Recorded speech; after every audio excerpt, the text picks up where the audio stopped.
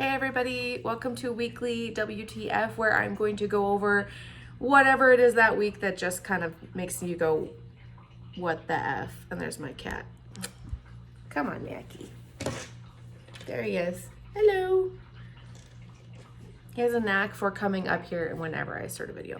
Anyways, I think this week has been pretty crazy. There's been betting scandals, judging, a title fight that ended in a draw, and then a title fight being made minutes after. There's a lot of WTF this week, but I think I gotta focus on the biggest WTF, and in my opinion, is Doug Crosby. I don't think any of us are gonna argue that we did not think WTF when we heard all about all the judging this week. But I want to just give like a really quick breakdown.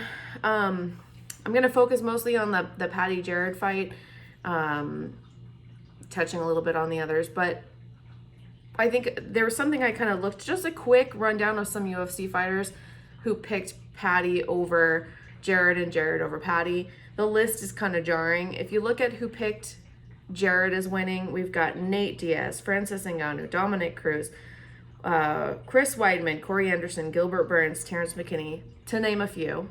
And then on the side of who thought Paddy won, we've got just one, Conor McGregor, which, no offense, Conor, but there's a little bit of bias there. Tell me if you've seen others that are picking Paddy, because I haven't seen them yet. May have missed one. Doug Crosby has been kind of a controversial figure for a while. Some of you guys might remember, there goes the cat again. Some of you guys might remember that he picked Frankie Edgar over BJ Penn 50-45, which is just insane. He picked BJ Penn losing every single round of that fight, which I think if we go back and look, that's kind of ridiculous. But something I want to note too is that he also had not just the crazy Paddy fight scoring, but he also had Danny Sabatello beating Rafion Stotts 50-45 again, thinking Danny Sabatello won every single round of that fight, which, again, how do you do that? I don't see that possible, but that's what he picked. But the crazy thing, too, to think about, too, is that was 24 hours before UFC 282, which, why are judges judging back-to-back fights like that? That's a lot of thinking. I can't think of the word. That's a lot of pressure for 2 days, not to mention that one fight was on the East Coast, one fight was on the West Coast. There's all that flying back and forth. Anytime you fly, you feel tired, you've got fatigue, you've got the time differences, you're not on your game. So why are they having a judge judging both fights? I mean, come on, get more judges. This shouldn't be happening, one or the other. It's not okay. And then to have two back-to-back controversial judging scorecards within 24 hours, that's not a good sign either. And we got to have some sort of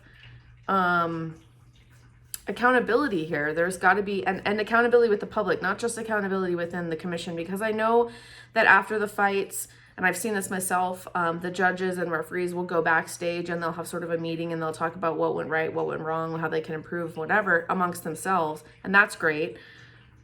But what about us? There needs to be some accountability. There needs to be a way that we can explain and ask questions. And I want to know why. What did he see that we're missing? You're the professional. Explain to us. Give us a rundown. Maybe Monday morning when there's some sort of controversy, whoever it is that causes that should make a statement, or the commission should make a statement. There's got to be some answers here. One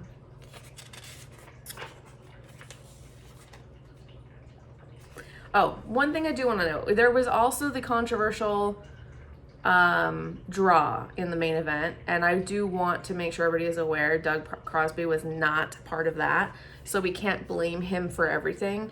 And were they in a note too, there were two other judges that also gave the fight to Paddy, so it's not just Doug. It's not Doug's one scorecard that screwed everything up for that fight. There were two other judges, Chris Lee and Ron McCarthy, and some of you may realize Ron McCarthy is the son of Big John McCarthy. So yeah, we got to have some answers there from all three of those guys. I asked on Twitter, some options for fixing the judging issue. Some of that was open scoring. Some people thought about more accountability.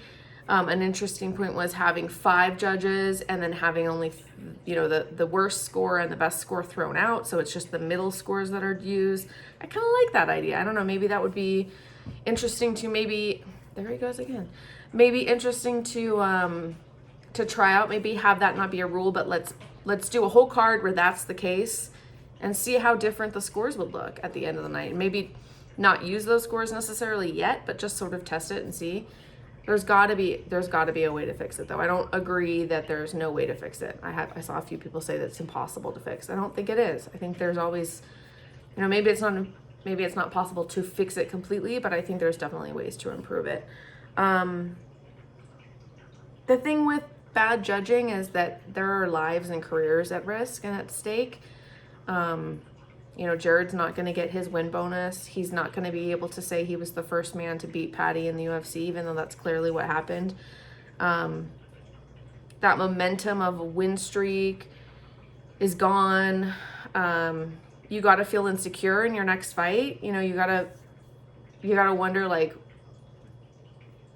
you might take more risks. Let's put it this way. You might take more risks that you wouldn't need to had you gotten the proper scores the first fight. You may be afraid to go to the judges again. And I know a lot of fans are going to say that's great. That's what we want. We don't want it to go to the judges, but we also don't want fighters making costly mistakes because they're afraid to go to the judges. That's not cool either. So yeah, I don't know. Let me know what you guys think. Tell me what I missed. What am I wrong? What am I right? Give me your opinion, and then come back next week to see what else I think is fucked up.